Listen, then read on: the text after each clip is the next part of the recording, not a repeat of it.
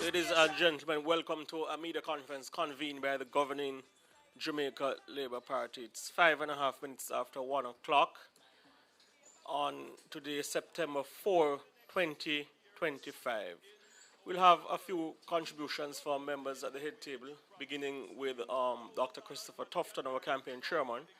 To Dr. Tufton's right is Senator Kamina Johnson Smith, and to Mrs. Johnson Smith's right is Dr. Dana Morris Dixon, a leading member of our communication task force. Without any further delay, I invite Dr. Tufton to take the floor. Thank you very much, Abka, and good afternoon to my colleagues, good afternoon to members of the media in the room, and those, of course, watching online. As you can imagine, if our faces look a bit weary and tired, it should be understandable. A long day, and indeed a long night, but we are happy for it. It is a democracy on display, and where there's competition, there's a winner, and there's a second place. And the Jamaica Labour Party is extremely happy this morning, despite the tiredness on our faces, or certainly mine, to be in the winning column, to have gotten the confidence of the Jamaican people, or certainly those who participated in the electoral process, to believing in the trust that we and confidence that we required of them to take this country forward over the next 5-year term. We are elated. We believe, and we have believed all along, that we were and still are the best option of the two entities that competed. We believe that we are up to the task, and we are ready to do the work on the ground for our country to improve the lives of each Jamaican, each and every Jamaican. Up to last night, it was a competition between political organizations.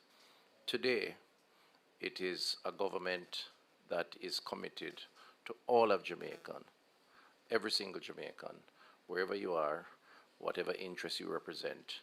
That is the posture that we would like to project in the minds of all, that we are here to represent all of Jamaica. So I want to just start off by saying that, we felt that the campaign went according to plan. And I would say for the most part, because nothing is perfect, we leveraged our achievements as an incumbent government over the last 9+ years. We also focused on those issues that we felt were important to the Jamaican people, not on the rhetoric, not on the tear down, the propaganda, and other negative. We tried very hard not to pursue a negative campaign, because we felt that we didn't need to, because we felt that the Jamaican people were discerning enough to understand what is in their best interests. From the achievements, of course, we went to our manifesto, where we essentially said to the Jamaican people, if you are in agreement that the last 9 years improved your lives, or certainly moved in a direction where you felt more confident in the government of the day, whether it is a reduction of crime, the training, water in rural communities, jobs, reduction of poverty, and I could go on. We're asking for your confidence in allowing us to go for the next 5 years. And that effectively is what happened. And so we are very happy for the vote of confidence, and we want to say a very big thank you to those who came out and supported us, to those who may not have, but are wishing us all the best, and even to those who may have an alternative view. As I said, today we are the government, and we're here for all Jamaicans. I want to also take the opportunity to commend our candidates. This is a political organization and a political campaign that worked together as a team, and that worked for us. It's always better when you work as a team. The tone was set by the party leader and Prime Minister, by the General Secretary, those in particular. The rest of us followed through, both at this level of the national campaign, and I want to thank my colleagues who are at the head table, but there are so many others who are not, but who give critical support. I want to just publicly express my appreciation, absolute appreciation for their efforts, because this is not a one-man job. This is a team effort, and the team effort was projected in the effectiveness of the campaign, certainly from my perspective, and I believe we all share that view. That team effort extended to constituencies. And as I have said before, all 63 candidates were worthy of the role that they played. They went out there, they represented the party well, they articulated the vision, they articulated the 5-year plan for their respective seats or constituencies, and I really want to commend them on the consistency with which they approached their efforts and the hard work that they put out. Clearly, at the end of the day, not all were successful, even though there's still some counting taking place, and the official count will be announced, I'm sure, in another day or so. As you know how the political process works, the official count is now taking place at the respective constituency electoral offices with representatives from both sides, or if there are others, and that's when we will know exactly what the final count is, except to say, based on the preliminary count and the margins, we are pretty sure that we are ahead and we will be the government for the next 5 years. But I want to thank those candidates. I want to thank their teams, because again, they were standard bearers for the Labour Party, but they didn't act on their own. On average, each constituency would have, based on my own experience, anywhere between 800 and 1,500 party representatives who are active workers, not just supporters, but active workers. So it's a big task to manage a constituency. A typical election day will see 250 cars, 1,000 to 1,200 workers, even up to 1,500.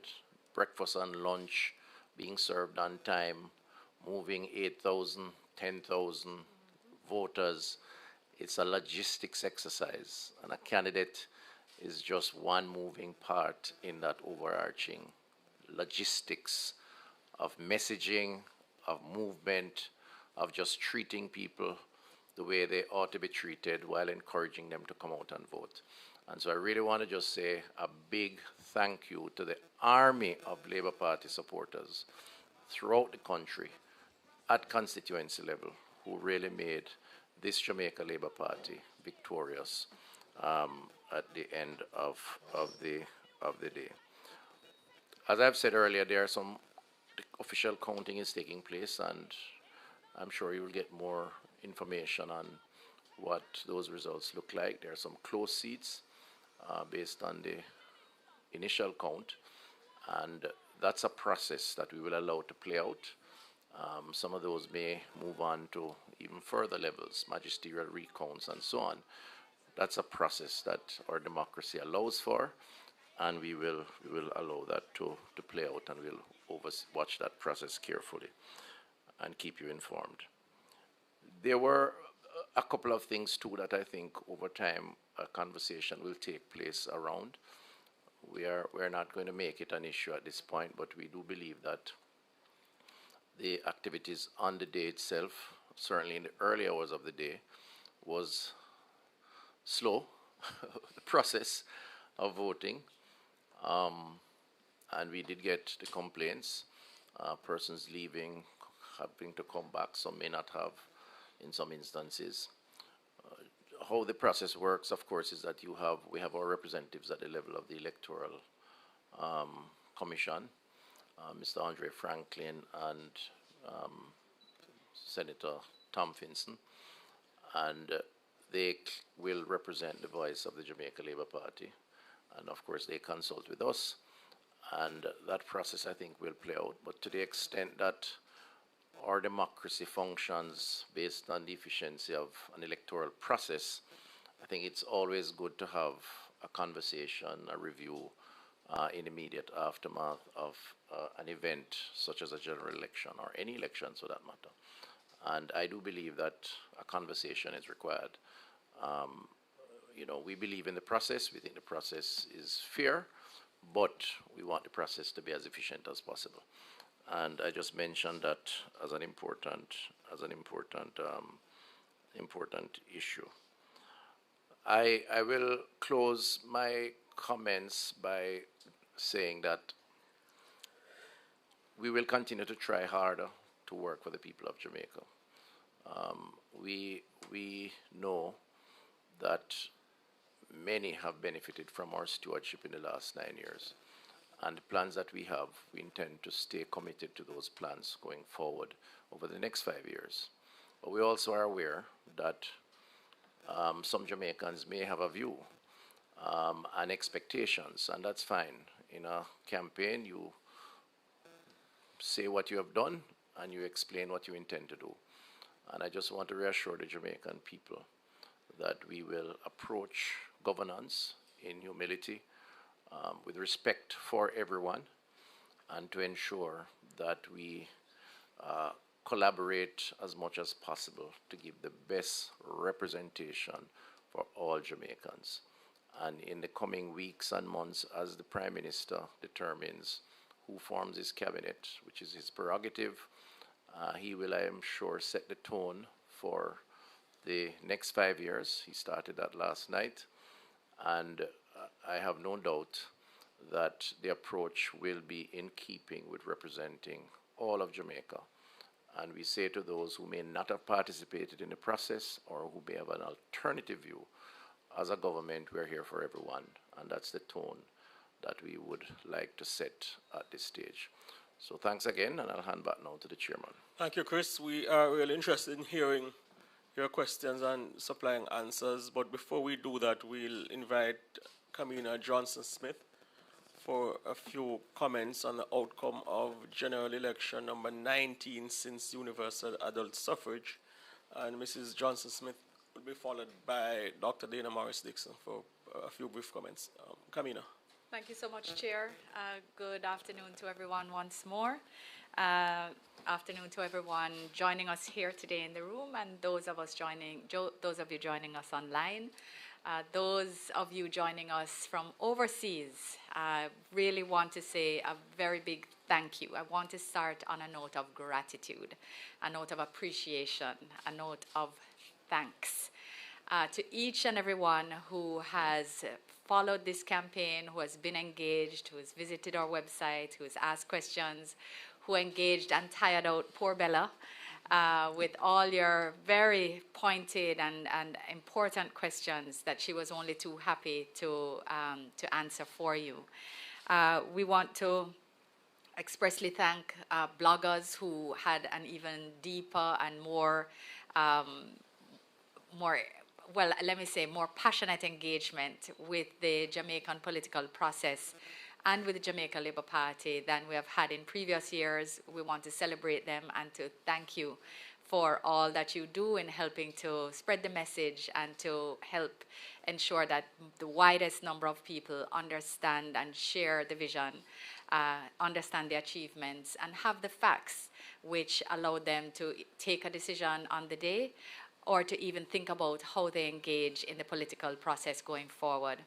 I personally want to not only express thanks to the members of this committee, the National Campaign Committee, and to the leadership of the party who have been supportive throughout, and to add my thanks to and commendations to all our 63 candidates who worked so hard and their supporting teams. I want to say a special thank you to all the young people who have come on board Team Jamaica Labour Party. You have been phenomenal contributors to our process. You have enriched how we engage. You have given us your thoughts, your perspectives, and we hope that we have done you proud in terms of being able to translate some of that into what we have shared with the wider Jamaica. We value you, we love you, stay on board, we have lots more work left to do. I want to just, in respect of the the results, of the election. And before I just jump into that, I want to remind that in terms of our engagement and the fact that we committed to you that we would do it differently and did so by making sure we had 5 documents produced.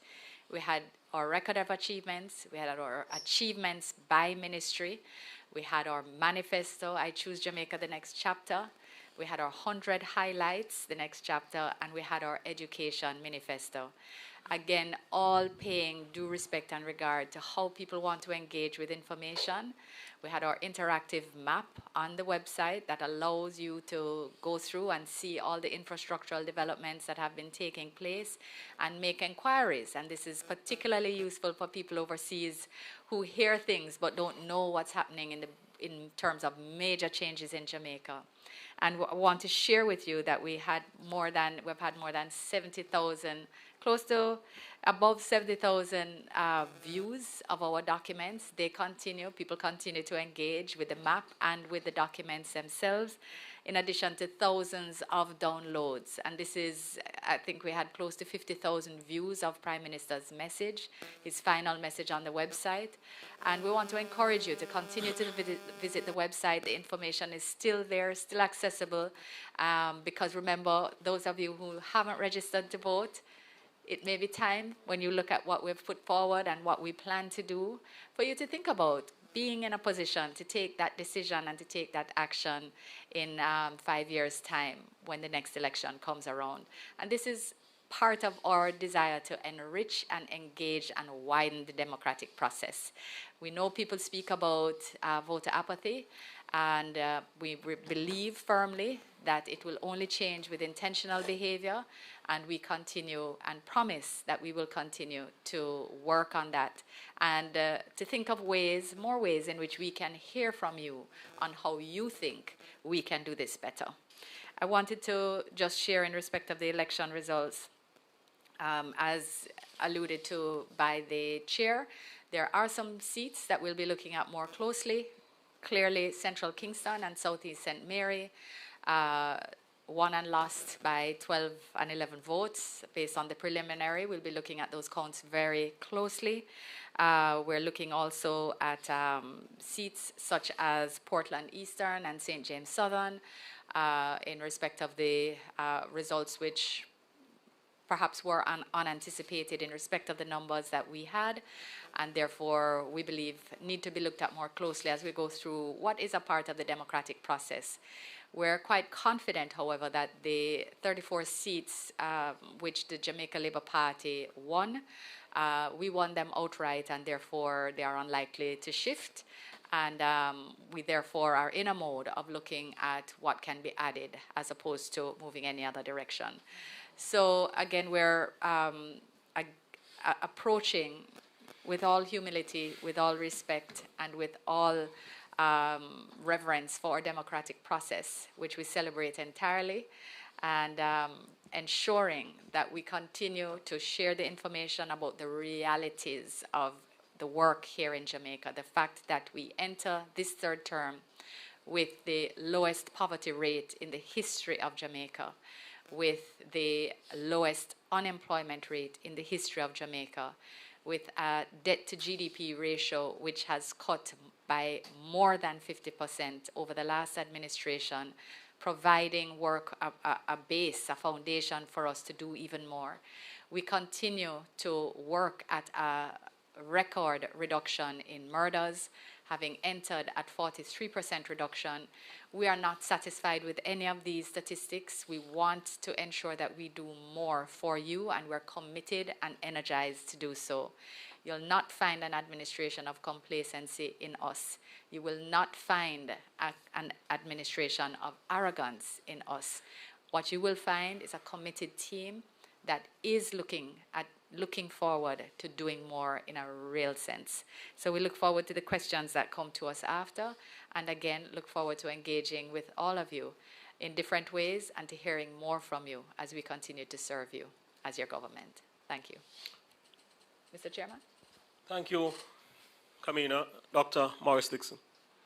Thank you very much, Abkan. Good afternoon to everyone. I want to start by thanking all of our team that put themselves on the line yesterday.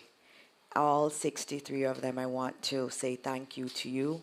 I know there is a lot of disappointment for some people, and we all feel it because we know how hard everybody on this team has worked.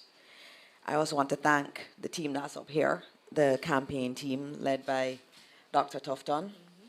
It's been an honor to sit with you, talk with you, strategize with you. It's been really an honor on my side, and I'm so proud of the team. And also, of course, I have to commend the wider communications team. Some of them are in this room. They are absolutely amazing, and we owe a lot to them, and they're very young and very dynamic, and we're very, very happy for your work. I just wanted to note one thing in terms of voter turnout. There's a lot of discussion around it. You know, there are many different ways to look at it. I know online you have different people looking at data in different ways. I saw one set of data that was looking at it as a percentage of the population and less so as a percentage of those who are registered to vote. And that gave a different picture of voter turnout. It actually showed that we're pretty consistent over the life of this country in terms of around 30% of the overall population voting. And I think we need to look at the data through many different lenses. And as we know, data tells one kind of snapshot of the story, and you have to look at it through many different lenses. And I think it's important that we do that. It's important that we also acknowledge that there were about 100,000 more people that voted than 2020. That is something that is good. As we look at the voter turnout data, though, I want to remind everyone that we need to look at it in a much more broader sense so that we actually take away from it what it is really telling us. I'm also very happy about the women in Parliament, just based on last night's count. They're 19. We'll see what happens with the final counts. That is a very big thing. It's a very big thing for the women of Jamaica. It is important that women's voices are heard. And I know that on this side we have emphasized women and encouraging women to be a part of this political process. And we're very happy to see that number. I'm also very happy to see some of our young women again back in the Parliament, and we know who they are: Rhoda Moy Crawford, Tova Hamilton, Crystal Lee, and of course our voice, Kerencia Morrison. It's so good to see those young women really saying to Jamaica that you can serve your country. It does not matter your age, it does not matter your gender. It is just a calling, and you can do it. And I'm so very happy for them. And I also have to say a special shout out to Ambassador Marks, first time MP. And I'm so very proud of her also, but just generally proud of our women on both sides who have decided to take up this calling. It's not easy to enter this political arena as a woman, and so I'm very happy about that. I also wanted to note that, as has been said, there's a lot more work for us to do. And the Prime Minister had already started to talk about some of that work last November when he spoke about Aspire, or growth reset. We understand deeply that growth is top of mind for this country and for this administration. And he laid it out. And again, last night, as you heard his speech, you heard elements of it. He spoke about the access to economic opportunities and how that's important to us. The continued work to deliver security, that is very important to us. We've started it, and we're going to continue down that road because Jamaicans deserve to live in a safe country. Bureaucracy was another element of his Aspire framework that he laid out in November, and you see in the manifesto that very heavily represented. The issue of people development, human capital development, he spoke about that last night, that every child will be able to have access to good education. That is very much central to this administration. You saw it in our education manifesto, as Kabina calls it. But that's very important, on how we build up the skills of our people. Infrastructure, he spoke about water, he spoke about roads, he spoke about housing. Those are important elements. He also spoke about the new Jamaica that we're trying to build. It's going to be new industries, new areas, new sectors. We're already seeing work along the logistics line. In our manifesto, we spoke about the creative economy and everything that's going to be done there. We're working to build a new Jamaica, and we've already started that work, and we will humbly continue to do that work for Jamaica. We're all led by our Prime Minister, Dr. the Most Honorable Andrew Holness. And so we take our cues from him. And he has said that we will continue to lead in terms of humility. And that is what we will do. That is what we will endeavor to do. We'll continue to work for everyone. There's a lot more work to be done. I found myself this morning looking at the manifesto and looking at all the things that we've said we're going to do and thinking through how we're going to do them. We've already started to think, and we'll continue to do so with the utmost respect for the people of Jamaica, because we are doing this for our people and for our country. Thank you. Thank you, Dana. We thank our media partners for attending upon this media conference, and we now invite questions. We'll ask that you identify yourself, then pose your question, and also indicate the media house from whence you come.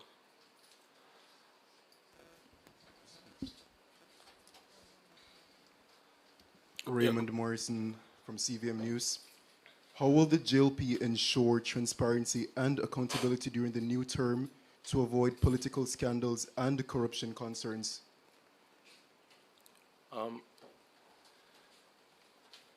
Well, that's a, I don't, okay, let me respond. First of all, there's a process that is involved in governance, and that process throws up any issues that may arise or represent a lack of transparency and accountability. And there are agencies of government that are independent of government, like the Auditor General, the IC and others, that have the capacity to expose transparency or accountability issues. So if you're asking me, that's why I hesitated, I wasn't sure what you were asking, that if those should be changed, because it can't be argued that they don't exist, because they're there. Clearly, organizations have their own internal issues, internal mechanisms also. We have a cabinet that is led by the chairman, the Prime Minister. We have a parliament that has accountability strictures also, whether it's through debates or decision making. So we have an ecosystem that does keep governance on a particular path, and whenever there's a deviation from that, it is addressed. Now, is there a need to strengthen that? I think it's an evolving process where there are gaps. Those gaps are discussed, and if changes are to be made, changes are made. You know, I have some views on it in terms of decision making. I mean, I believe that one of the challenges with driving some of the decisions of government is the extent to which bureaucracy, which sometimes are necessary, has hampered or delayed decision-making process. And that's in all areas. It's in the procurement process, for example, in terms of the length of time. It's in getting a permit to build, which is why the manifesto has sought to address comprehensively the need to cut the red tape and the bureaucracy and to make government more efficient. We're on a path now where we have done a number of things to stabilize the economy. We've done a lot of things to create jobs. We have made announcements around special economic zones, a logistics hub, and we're going to have to make it easier for economic activity to take place. And the challenge with that is always those looking on and being suspicious of some of those decisions. And those are some of the decisions that will have to be taken. I mean, we don't want to be bogged down so much in bureaucracy that we discourage economic efficiency and activities from taking place. So I know it's a long-winded way of addressing your question, But we kind of have to balance the scales in terms of what we want to achieve as a government. I think I do want to just add to what Minister Tufton has shared, because essentially the focus is on efficiency. We've always said that corruption and bureaucracy, they're two sides of that coin of efficiency and inefficiency. And that's why we actually spend so much time to have this speed section in the manifesto. So we believe that the more you have processes that are in place, that are transparent, that are predictable, and that are clear and standardized, is the less that you will have the need for people to try to go around the system or to try to make the system, to game the system for them personally. Which is why we have things like the one-stop portal that will standardize applications for event holders from one side of the island to the next. It's why we want the one-stop portal for the building permits, which will, for the development permits, that's going to build on the Amanda process that's in place.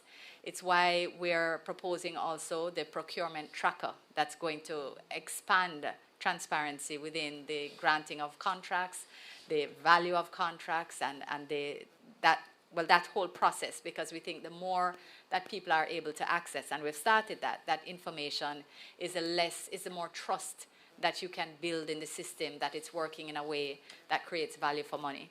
We had also signaled in the previous administration that we would be working on making procurement more efficient, that the process had become so bureaucratic that it actually did not always deliver value for money for the citizen, even if it is that it's stuck to what was said in the letter of the law. And therefore, we think that there needs to be improvements in that regime. Those are just a few of the areas, but I focus on efficiency, I focus on reducing bureaucracy, standardization and transparency of processes. These are the elements that we believe will help to build trust in accountability and good governance. Okay, one more question. I'm sure the team would have included it in the manifesto, but just for Jamaicans who are yet to browse it or to remind them, what are the top 3 priorities your administration will focus on in the first 100 days? Oh, I think that's for the Prime Minister too. That's the Prime Minister to share. And we didn't have a top 3, we had a top 100. So, but thank you for your interest, and we do very much look forward to sitting with the Prime Minister to work through how we prioritize the start of the administration, and we're very much looking forward to his perspectives and his guidance on that very same question. Afternoon, Mahiri Stewart, Nationwide News here. We saw in this general election there are a lot of seats that the PNP base managed to overcome the JLP base and topple in terms of the final count, that is. Do you believe that there's more political work needed by the JLP to reclaim some of those lost seats? We have never been complacent in terms of the work that we need to do. We've come out victorious, which we're very happy for, but the work starts today for the next time. I think we have to always engage in a process of reflection.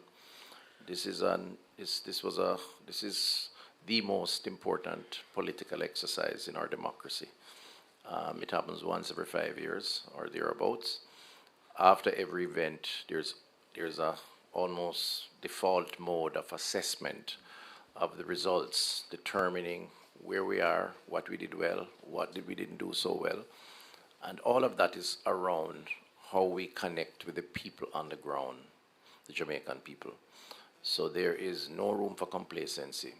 So the fact that we conceded through the ballot box some seats, until the official numbers are announced, we will know exactly how many, is a reality that we have more work to do. And if we approach it in that way, then I think we will always keep connected, because that's always our objective.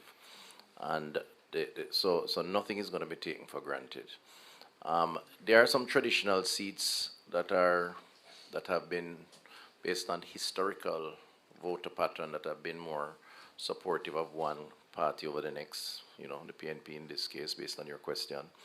And we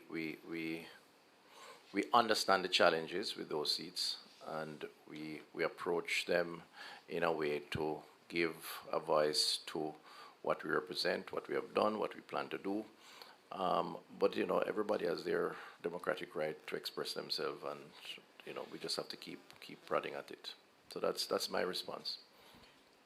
Yeah, and Dr. Tufton, you are both a minister and a member of parliament, and that is the case for some of the JLP winners as well. In terms of being able to balance the governance part of your job with the on-the-ground part of your job, is that something that you think certain ministers or ministers in general may be lacking in terms of putting away the governance side to the wayside for a bit in order to ensure that on the ground their constituency is still in one piece?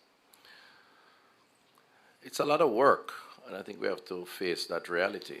The hours are long, and if you want to do a good job, you have to put in the hours.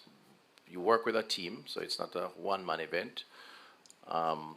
The team extends to the constituency, to the portfolio, to the cabinet, where the decisions are made and shared by the Prime Minister.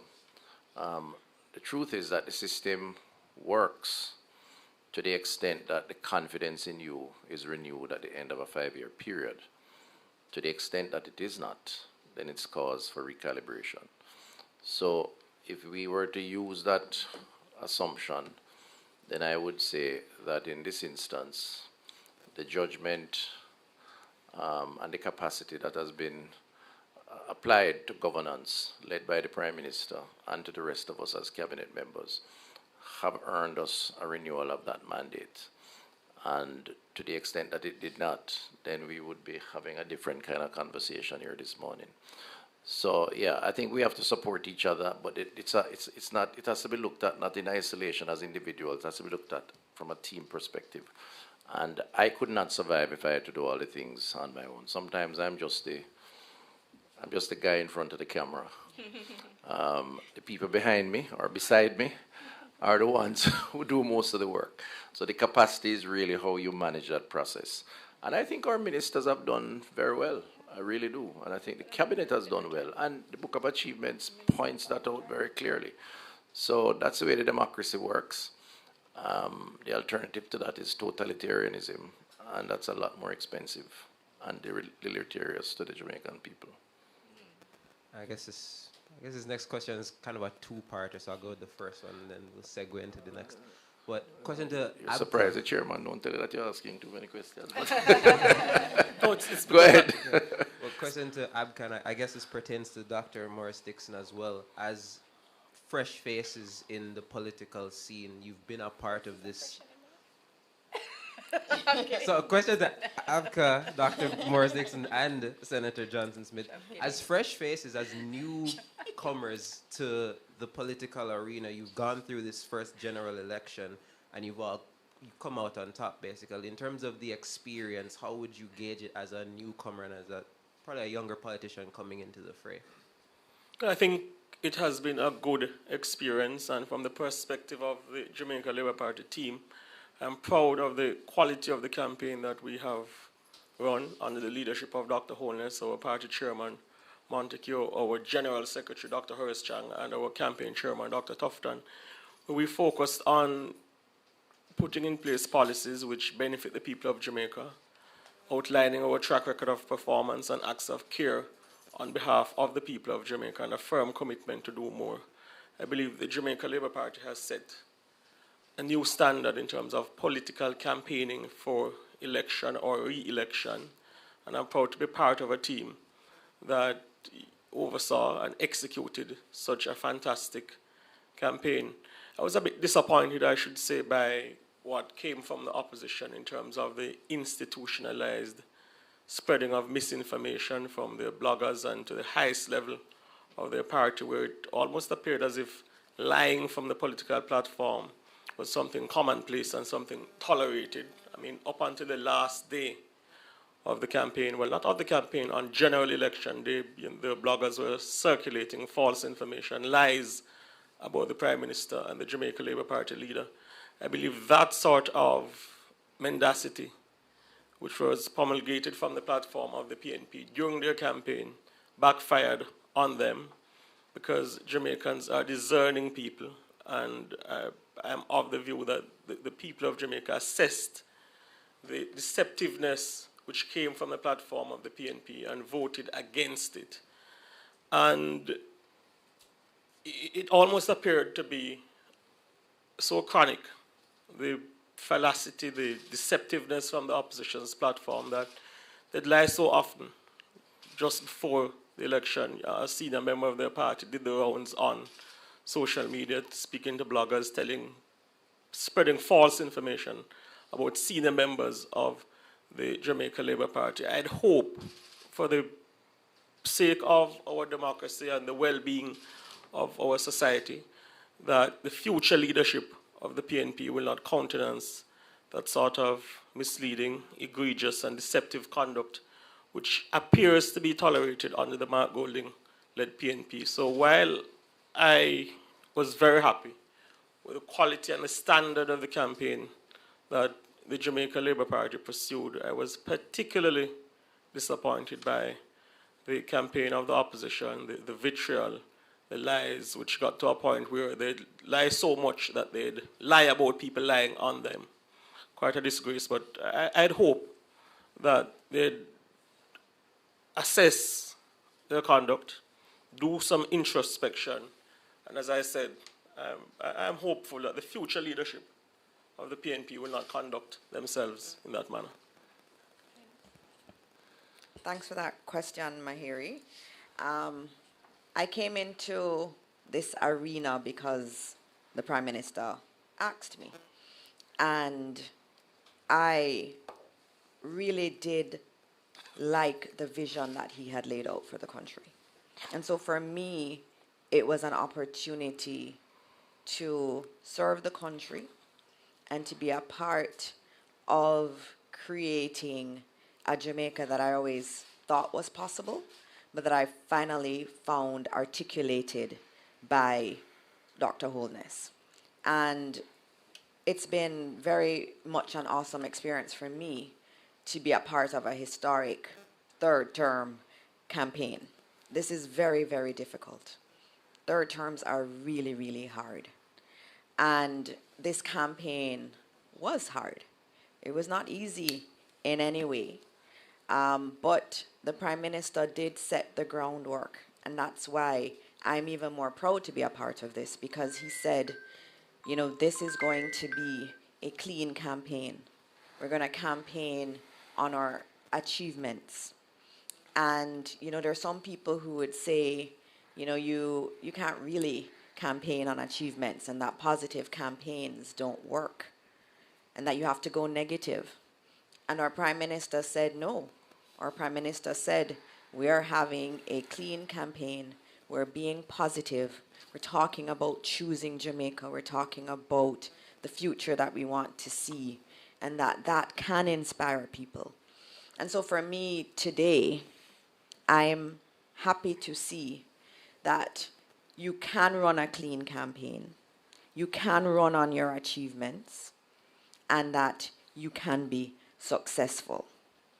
And for me going around Jamaica and meeting all the persons I was able to meet in various constituencies, it reminded me of why we do what we do. We're not doing it for any kind of glory. We're doing it because we want to see people's lives improve. That's why we're doing it. And that's been very good to meet people, to hear what their issues are. You get a really different feel of the country when you're campaigning. And also, for me, it's been the joy in seeing the children around the country, seeing their faces, hearing them singing the songs, just interacting with them. But also that example to our children that you can be good, you can be clean, you can be positive, and still be rewarded. That is something that I am proud of, and that's something that I am very happy about today, that I see a leader that my own children can look up to. Next question. Oh, well, the last question I'd have, which tied into what I asked previously, is we know that there are incumbent MPs in the JLP that are probably nearing the end of their political careers and probably won't even be running come 2030. Has the JLP begun the process in identifying persons that will take over from those incumbent MPs when they step aside? And do any of you three see yourself as potentially those persons? Chris, do you see yourself in that manner? Well, no, not doctor. First of all, the organization isn't static, so it's dynamic. And there may be members in this audience right now on the journalistic side who may one day be sitting beside me chairing a press conference. You never know. It is what it is. People evolve and they see the light. No, but seriously, seriously, we have many affiliates. We have the Young Jamaica, we have G2K, we have the Women's Movement, we have new recruits. The Prime Minister has been on record, and if you look at his trajectory over the last 9 years, there are many persons who are not among us, or certainly visibly among us, at the level of cabinet ministers, senators that have come on board out of their conviction, willingness to serve, and the party's willingness to accept them. Because that's how new ideas evolve. That's how freshness of not just people, but ideas. And I think we can proudly say that we have a mix of persons who are experienced, who have been involved in the process for many years. And I probably should use this opportunity, thank you for the question, to thank those who were previous members of parliament who are no longer the case as of this election. Carl Samuda, who gave years, 40 plus years of service. Audley Shaw, many years of service. Mike Henry, many years of service. Jamaica owes them a lot, and certainly the Jamaica Labour Party too for their years of service. J.C. Hutchinson, and if you check the seats now, those seats in particular, a young principal in the case of J.C. Hutchinson, young Delano Seavright in the case of Carl, very experienced diplomat, businesswoman in the case of Audrey Marks, and of course a young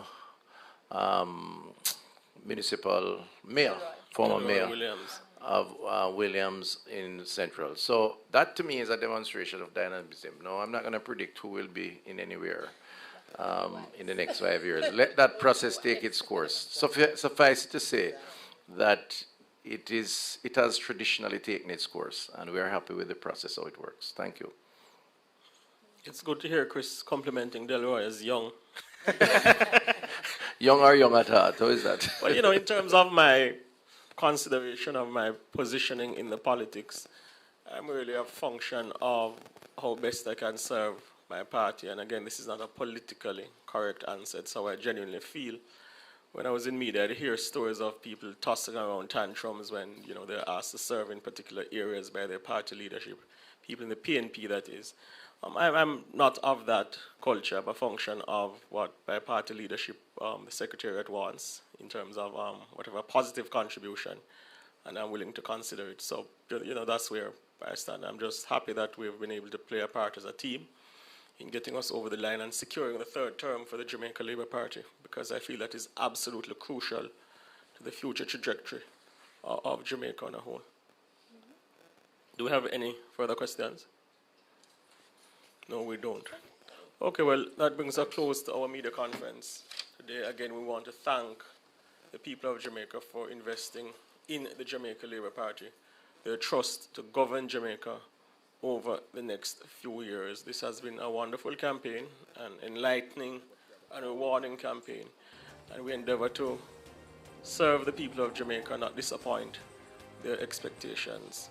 I recall when I took on chairmanship of the Jamaica Labour Party's Communication Task Force about in April or May of last year, I had a conversation with one of my mentors, the Final late Don Webby, who for encouraged general us and local to government pursue a by-elections campaign underway. which focuses on the Reactions to the achievements of the Jamaica Labour 2025 Party, general election. a commitment to And later in execute sports, further in Reggae the Boys interests of the landed people and to Bermuda ahead eschew of any World Cup negative qualifier. content. I believe we met those Thank you for expectations. joining us. I'm and I Carrie want and to- I'm sure Simpson. my Here colleagues are will the join me as well details. in part dedicating this victory The to final Don, counting who of ballots left in the us parliamentary election a and few weeks local ago, government and by-elections is a distinguished are Jamaican underway at patriot. designated May his counting soul centers. rest in peace. Thank you so much to viewers who have joined this media Jamaica Labour conference Party- in Jamaica and overseas, and to you, our media partners who have attended up on the media conference.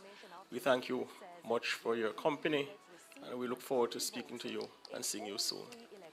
God bless you. For the by-elections. Speaking today on Radio Jamaica's Hotline program, Director of Elections Glasgow Drum says the ECJ was able to deliver the results of the polls.